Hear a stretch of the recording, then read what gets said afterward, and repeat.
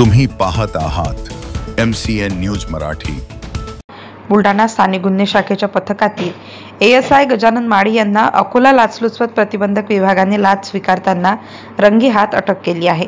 रेती तस्करीच्या हप्त्यासाठी सदर पोलीस कर्मचारी लाच स्वीकारत असल्याची तक्रार अँटी करप्शनकडे प्राप्त झाली होती।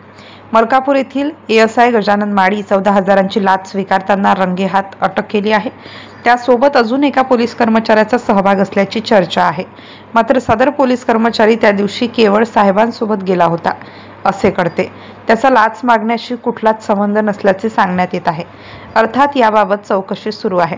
या प्रकरणी गुन्हा दाखल करण्यात आला असून सदरची कारवाई अकोला ACBचे उपअधीक्षक बाहेकर यांच्या मार्गदर्शनाखाली करण्यात आली।